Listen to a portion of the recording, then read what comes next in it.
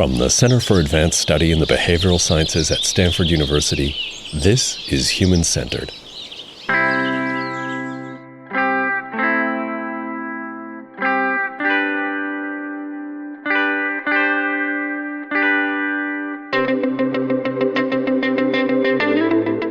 In 2020, Paul Milgrom shared the Nobel Prize with his Stanford colleague Robert Wilson for their pioneering work on improving auction theory and designing new practical auction formats which have benefited buyers, sellers, taxpayers, and societies around the world. Anyone interviewing Paul would be remiss not to engage him on this celebrated work, and we're no different on this show. But few may know that Milgrom has twice been a CASBS Fellow. First in 1991 to 92, and again in 1998 to 99, and that his time spent here on the Hill yielded a trove of collaborative and cross-disciplinary work that remains influential. Today on Human-Centered, a conversation with Nobel laureate Paul Milgrom, the Shirley and Leonard Ellie Professor of Humanities and Sciences in the Department of Economics at Stanford University. He's been at Stanford since 1987, and before that, held appointments at Yale and Northwestern universities. He is an elected member of the National Academy of Sciences, the American Academy of Arts and Sciences, the Econometric Society, and was named a Distinguished Fellow of the American Economics Association. In addition to the Nobel Prize in Economic Sciences, some of the other honors he's received include the John J. Carty Award for the Advancement of Science and the BBVA Frontiers of Knowledge Prize. Milgrom's conversation partner is Gani Aldashev, a 2024-25 CASBS Fellow and Professor of International Economics at Georgetown University in Qatar. The two discuss the innovative work that emerged from Milgrom's time at CASBS. For example, with John Roberts, he improved a classic Oliver Williamson book, written at CASBS incidentally, through understanding the behavior of organizations in terms of interconnected systems. His joint game theory and historical work with Douglas North, Barry Weingast, and Avner Greif on the reputation-based and institutional roots of trust and cooperation, and an economic philosophy paper born out of an infamous environmental catastrophe, which leads to a poignant discussion of a 2024 Milgrom article on social choice for environmental policy that realizes ideas Kenneth Arrow shared with him during Arrow's last week of life. We'll tally up the long list of Nobelists he's engaged with over the years in the episode notes, but for now, let's listen.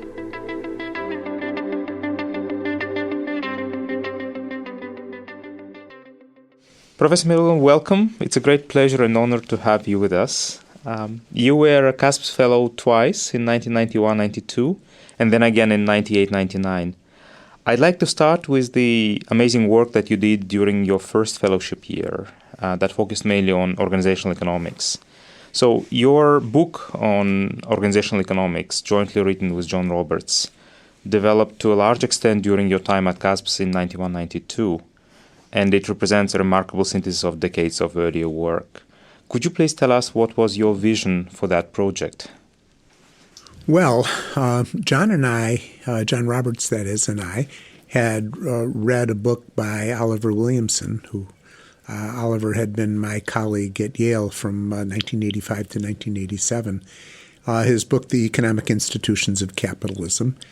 And it was quite an exciting book in terms of the questions that it asked, but it didn't meet the standards of precision that John and I were used to, and we decided we really wanted to address the same questions, but with greater precision and more deeply.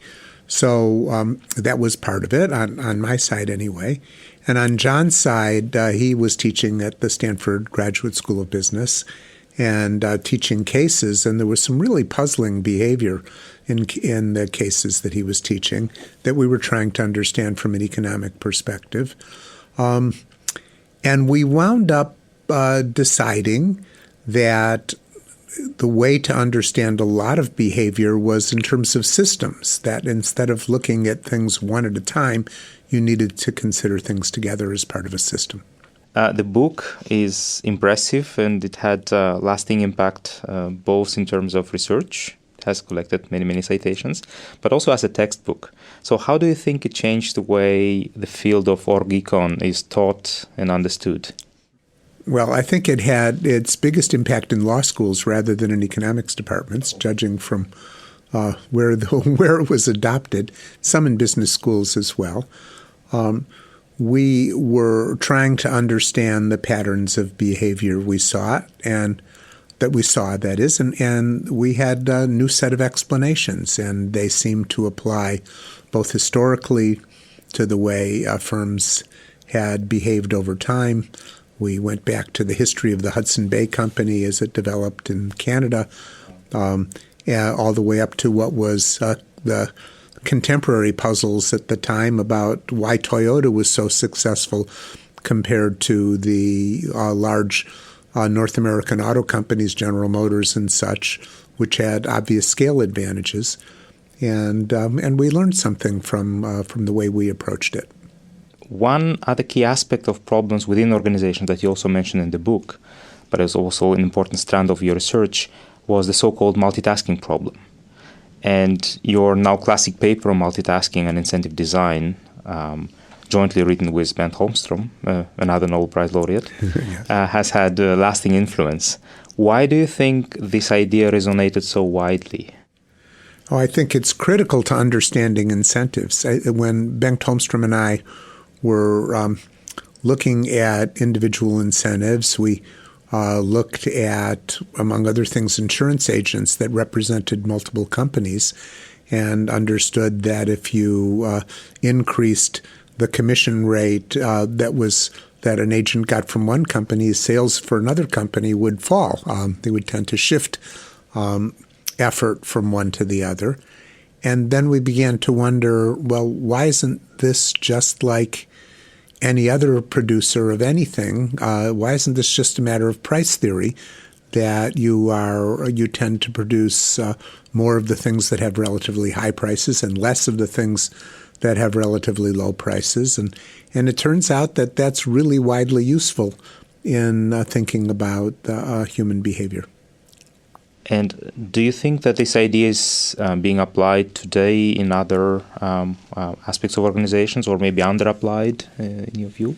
Well, yes, certainly. I mean, I think it's everywhere. I think we had written specifically then about incentives for teachers, in which if you try to incentivize teachers to improve test scores, they might neglect development of social skills, for example, or other things that were harder to measure.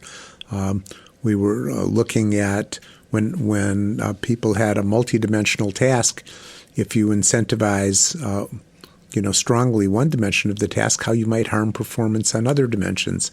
And we still see that everywhere. Anytime that there's two kinds of output, or output inequality, or especially where one thing is easy to measure and the other is not, you'll get distortions in all the behaviors from incentives that you attempt to apply. Within the field of organizational economics, you've also written several highly influential papers about complementarities in modern manufacturing. Could you please tell us briefly about this idea, how it came about, and how it's related also to observations that you did while you were during your CASBS year here?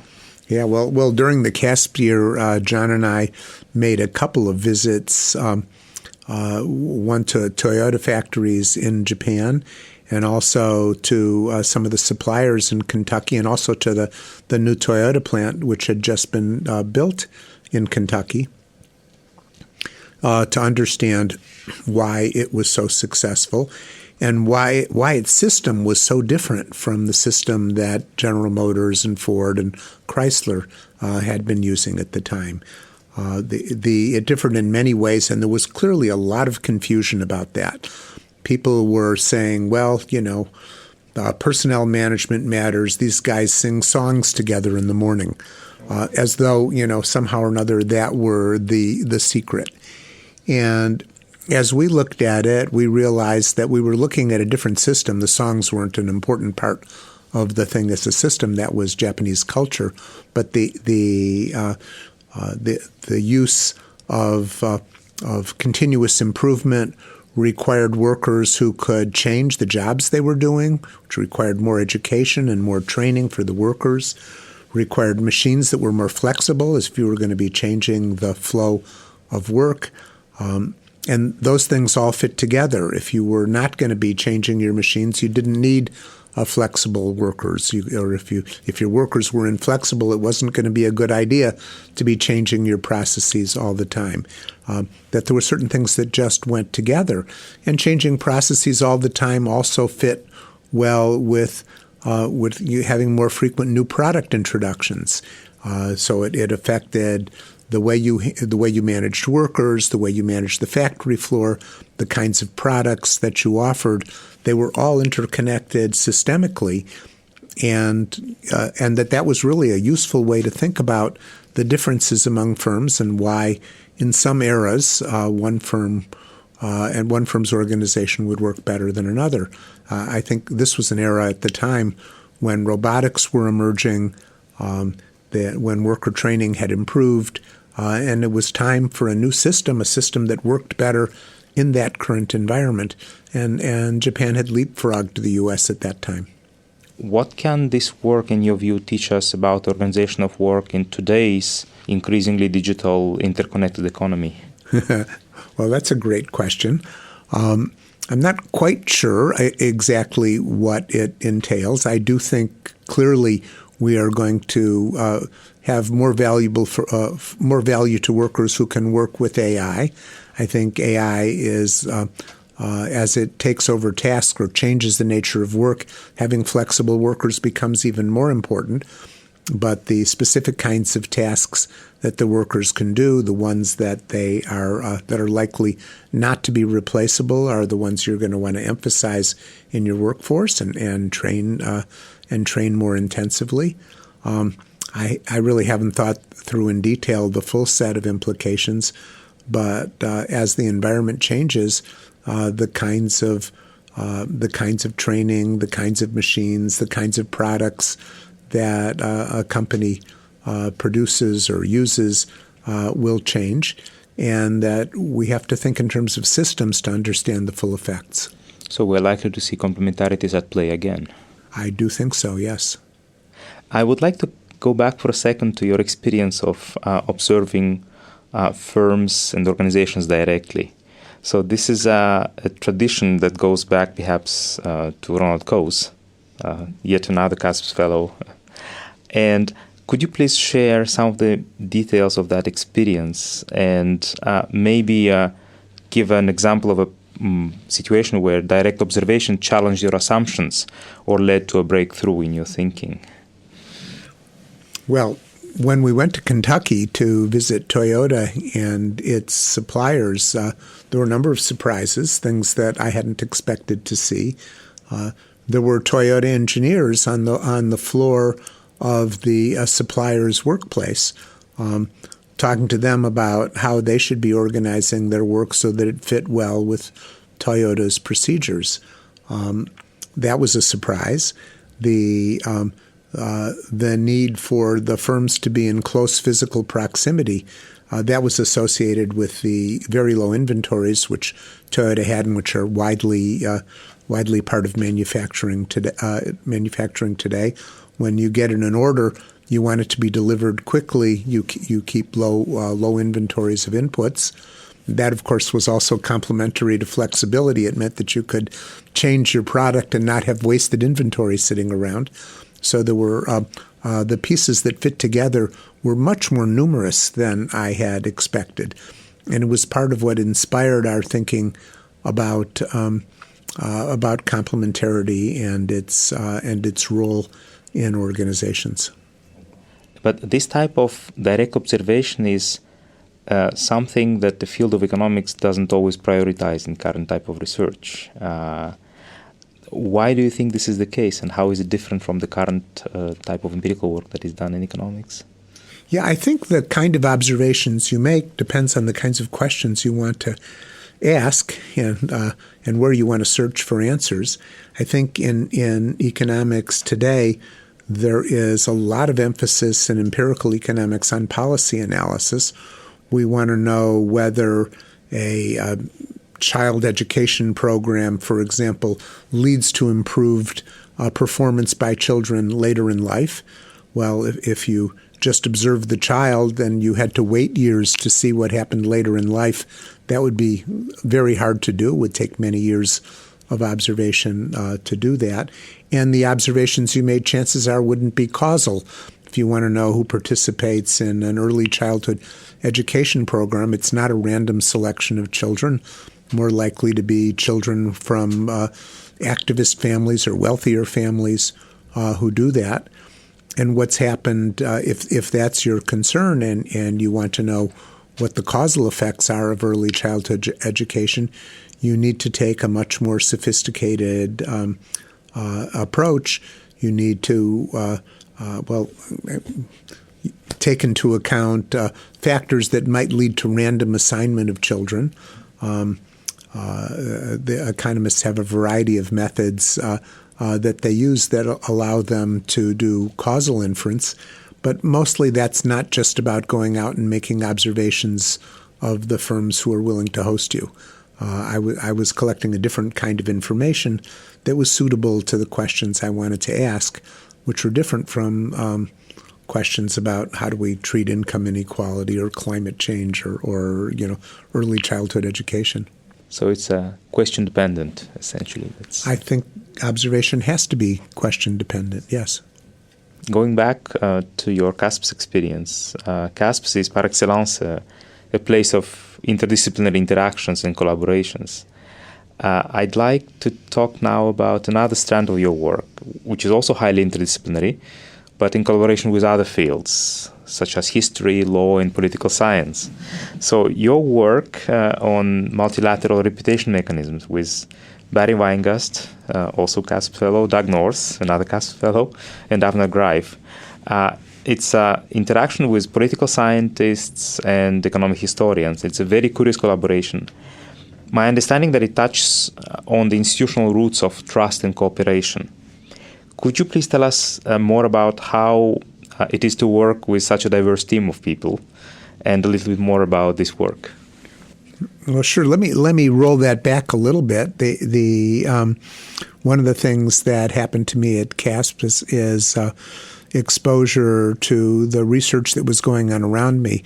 We used to have these, I think they were Thursday night seminars where we would listen to specialists in different fields talk about their research.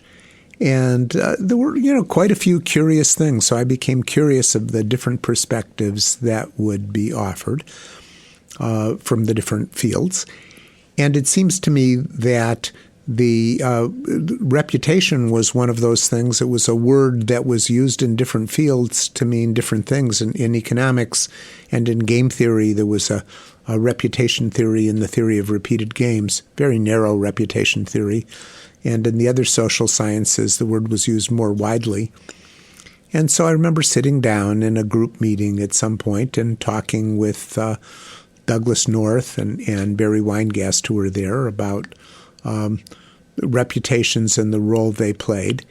And Douglas explained to me what he thought was going on, specifically in the Champagne fairs and before the rise of the state in France and throughout Europe.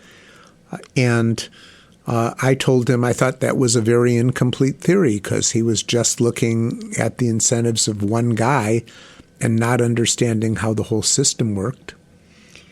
And he said, well, why don't you tell me what you think a complete theory would look like? I had tried to explain it, but they asked me to go home and write something down. So I did. I went home and I wrote down something that would be a complete theory to explain what was going on in the Champagne fairs. And when I brought it back, they were very excited and said a lot of this theory is exactly what did happen at the Champagne fairs. There were details that needed to be adjusted to be consistent with the historical evidence. But we put together a theory of a complete theory of how reputation could have functioned in the Champagne fairs. And it was quite exciting to work with them and to match what was really going on and do it in a way that was complete from the point of view of a game theorist. It's an impressive interaction between historian on one side and game theorist on the other. How do you think we learn from each other in that interaction? Who learns from whom and in which way? Well, in that first interaction, I must say Barry Weingast played a really central role. He knew a lot of the history. He was a good friend and previous co-author of Douglass North, and he also knows a fair amount of game theory. So he lubricated that interaction a lot. And as for the rest, we were both quite excited. I was excited to have a new game theoretic-based model that was important for understanding an important fact in Douglass's conception of economic history. And he was also, excited by, once he understood what I meant by a complete explanation, one that took into account not just the incentives of one party not to cheat because he'd be punished in the future, but the incentives of the punisher, the incentives of those who would judge him, the incentives of the community as a whole. Once he understood that level of conception, he was excited by that. So we had a really good time together. I think it was Mark Twain who said that history doesn't repeat itself, but it rhymes. So do you think that work has repercussions for current day, in particular in the period of rising populism and institutional distrust? Do you think, or what do you think is the role for the reputation-based mechanisms? Do they apply, and if so, under which conditions? Yes, I think reputation-based mechanisms still apply. I think it gives us a way to think about a lot of what's going on in society. Clearly, within a cohesive group, it's easier to maintain a reputation. Your behavior when you cheat in a close-knit group, in a family, for example, is observed by many people, and community enforcement is possible. When we have fragmentation, the ability to enforce your behavior across, to have reputation mechanisms enforce good behavior across communities is poorer. It doesn't work very well unless the community itself benefits. In the kind of work that I did with Avner Greif and Barry Weingast, communities of traders who lived in port cities would enforce their rules against other members of their own community in order to create a good reputation for the community, and that would allow somebody from a distant port to trust a trader who was a member of the of the club, of the guild, as it were, from a trading community, to trust them. Even if they didn't expect to see that trader again, because they could demand recompense for any bad behavior from that trader's community. I think that sort of thing is still possible. We have to take a look at the specific relationships within and among communities to understand where reputation can be effective. I see. So does it imply that the decline in social capital might make these mechanisms less strong, or in the place where trust in social capital is weaker, these mechanisms are less biting?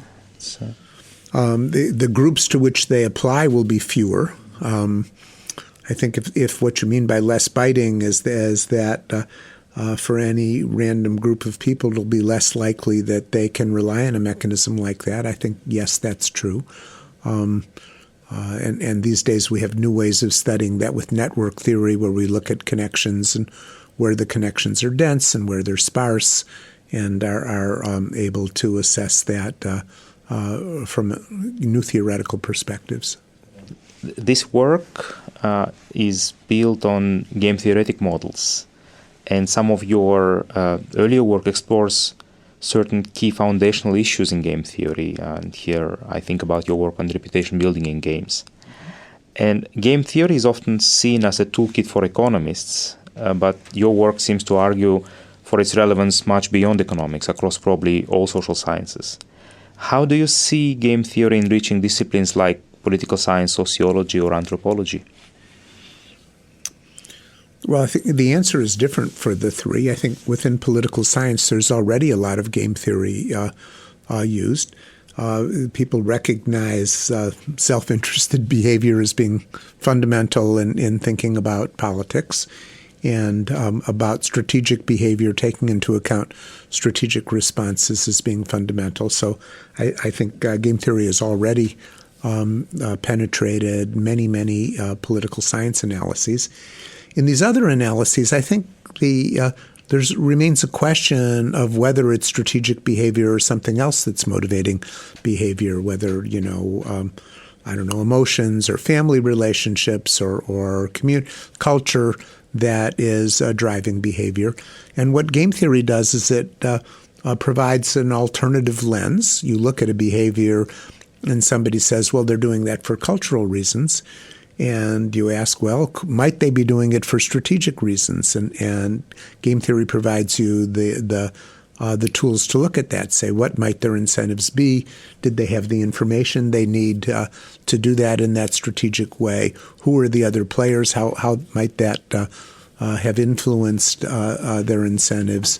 What was the history of that? Were there histories of deviations from community norms being punished? How are they punished? And how do we understand that in terms of the incentives of the parties?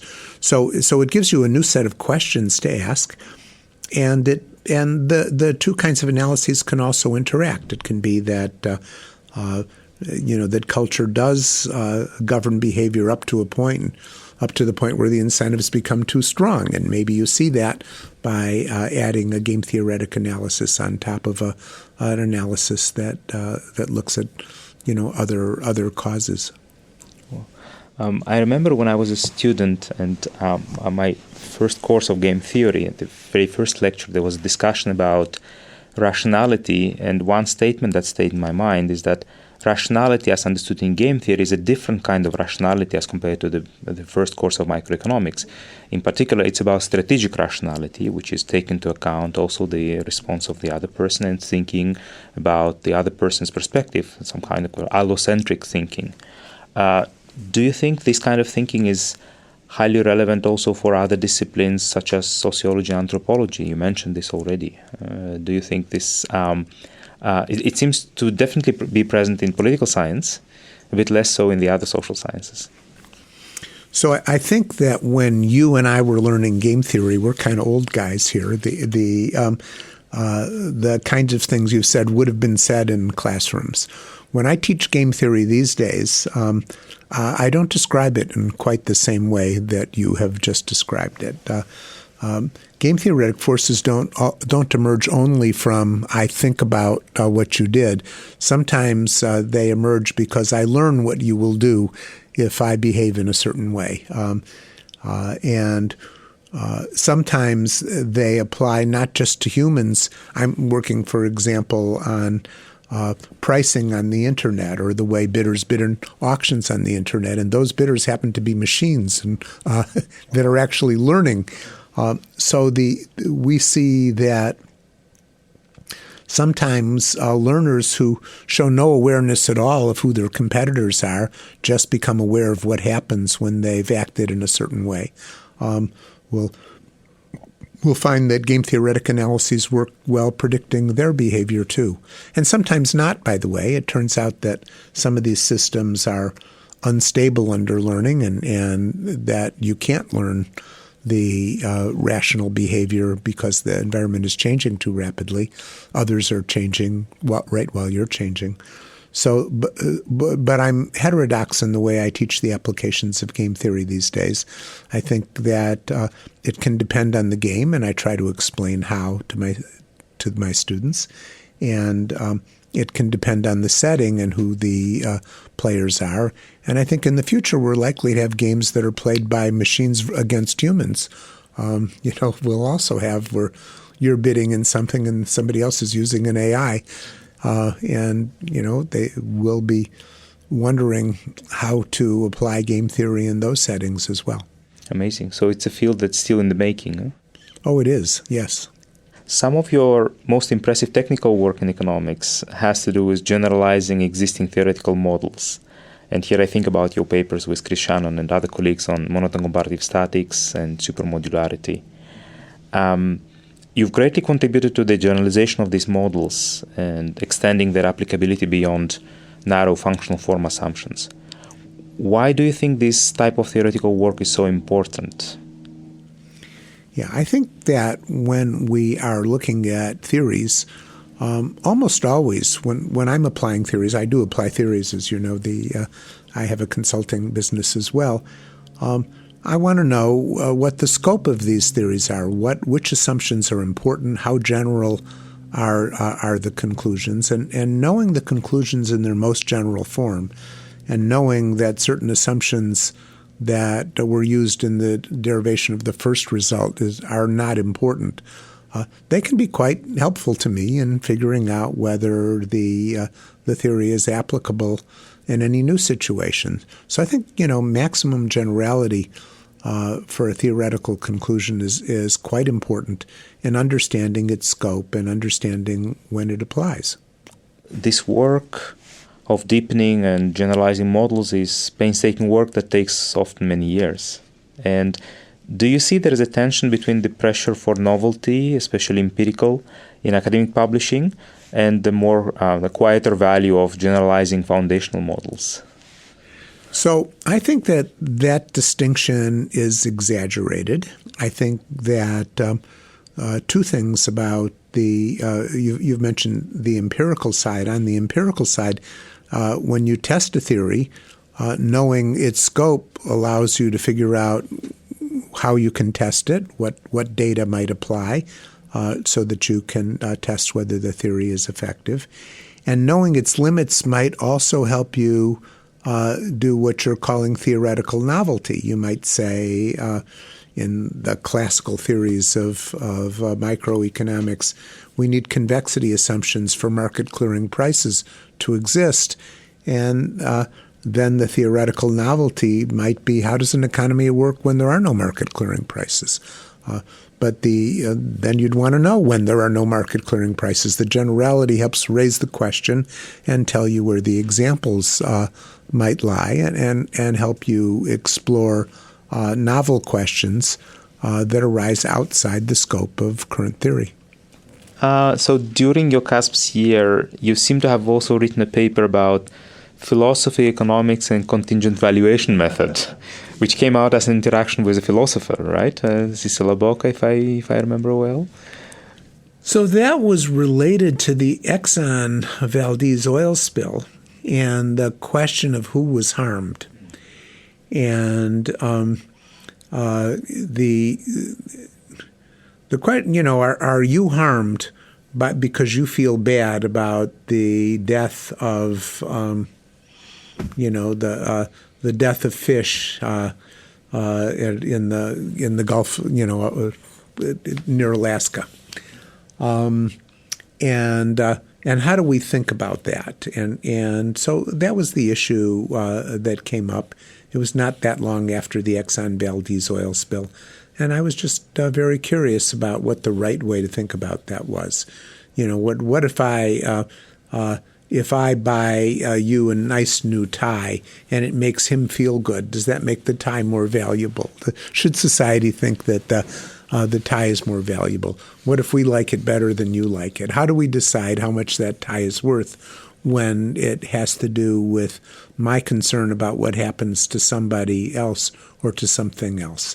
And I don't think that issue has been resolved yet, but I noted how what about if he cares about you and you like the fact that I gave him a tie? Have I benefited him by gifting the tie? Those were the kinds of issues that I was addressing. And it's actually quite far from the other type of work that you've been doing, right? So it's almost applied philosophy. It came up because of the oil spill, actually, and where I read some things that I thought made no sense, and I just explored what their logical consequences were, and then talked about what you could include without running into paradox. So, I'd like now to turn to the work for which you received the Nobel Prize in 2020. Namely, your work on auctions. And it's impressive that your work on auctions has not only reshaped theory, but also had transformative real-world impact, in particular in spectrum allocation auctions. what has it been like to see your ideas implemented at scale? And what have been the biggest surprises or lessons in working with policymakers? Well, I must say it's been very exciting and scary. I started off as someone who was working on theory and not expecting that my ideas would just be taken and put to work in a multi-billion-dollar application the first time they were used. And that was a little bit frightening, but also quite exciting. And I think that was pretty surprising. It was surprising to me that somebody with as little experience as I had would have their ideas just adopted and put to use. But it wasn't the only time it happened. It turns out, as I discovered, that I was mostly approached only for very hard problems that nobody else had a clue how to do. And I learned that if I had the only idea in town, then they were going to do that idea because they didn't have anything else to do. And I think the thing I found so surprising is that in transactions where there were tens of billions of dollars at stake, people would just take my ideas and use them almost without change. And they did that, I came to understand, because they had no clue what else to do. These were new kinds of applications. So it was very exciting and very scary.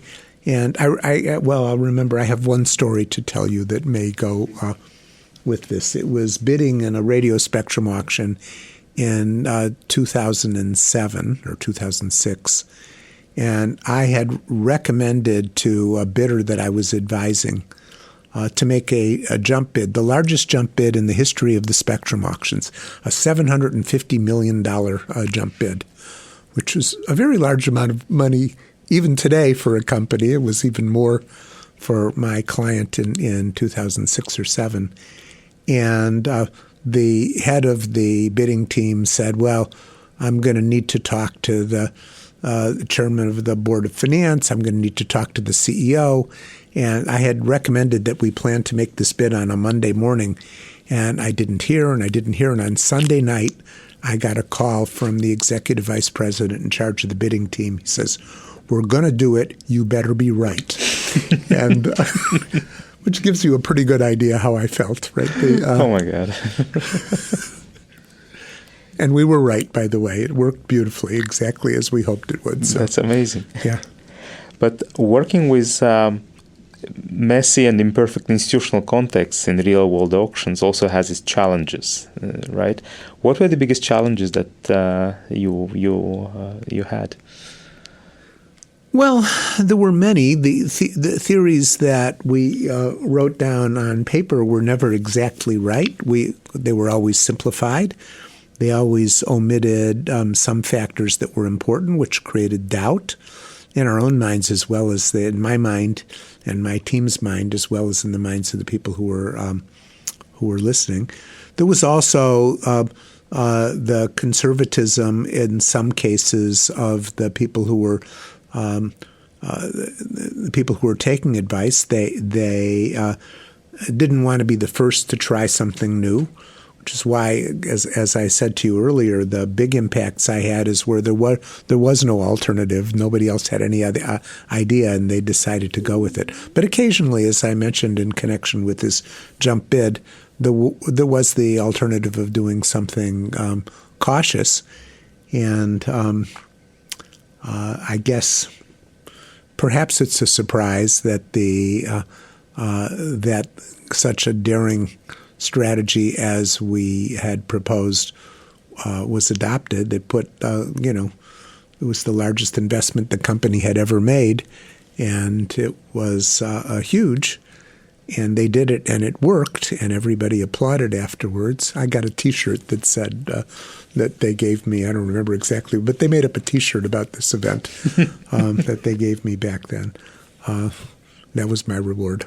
You mentioned earlier that your consulting work also creates you some interesting problems to study. So there is a two-way interaction between the applied work and theoretical work. How does it work in your case? It depends how much time we have. In the U.S. incentive auction, the broadcast incentive auction, I was hired in 2011, I think, and the auction happened 5 years later in 2016. And we had the opportunity to do a lot of research to run simulations, to do theoretical research, to do computational tests, to see what was possible and what could be done.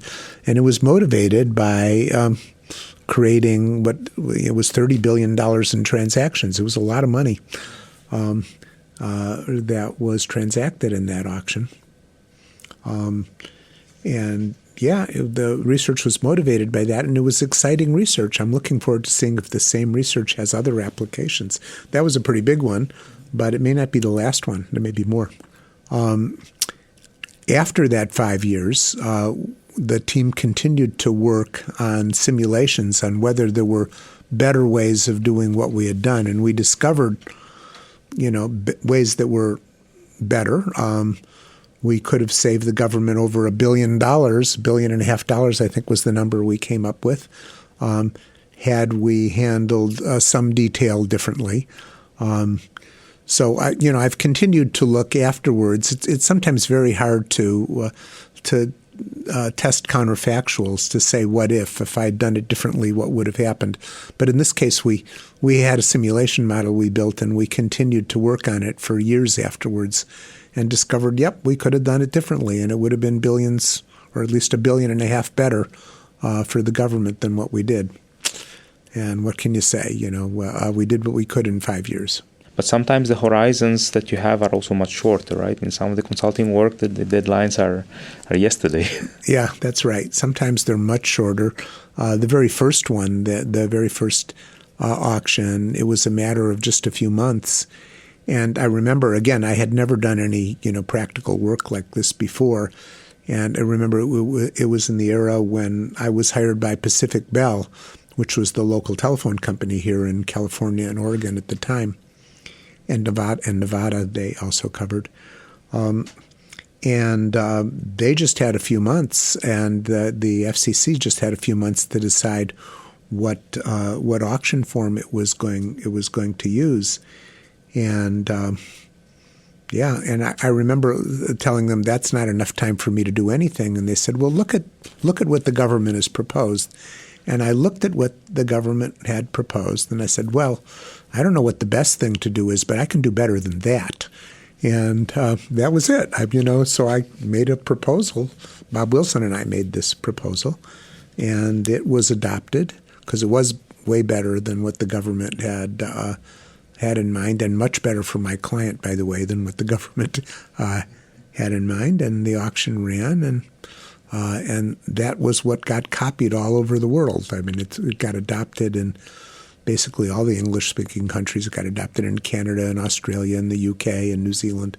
All of them adopted this, and some non-English-speaking countries as well, in Germany and elsewhere. So sometimes an improvement on the existing is already good enough. Yeah, sometimes it's already good enough, yes. Is there a big remaining question or questions that you'd still like to see answered in the coming several years?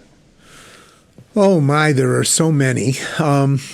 And they range from purely technical ones at the boundaries between economics and computer science, for example, to the big social science questions for economists. I mean, we care about polarization and climate change and income inequality, and there are lots of questions to ask, in those domains.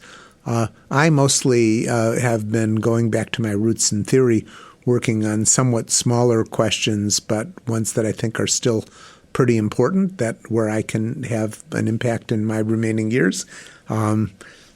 Working on, as I said, the intersection between computer science and economics, which I think raises lots of interesting smaller questions. The most recent paper that I published was called Kenneth Arrow's Last Theorem. You guys, I don't know whether Ken was was he here? Kenneth was up here.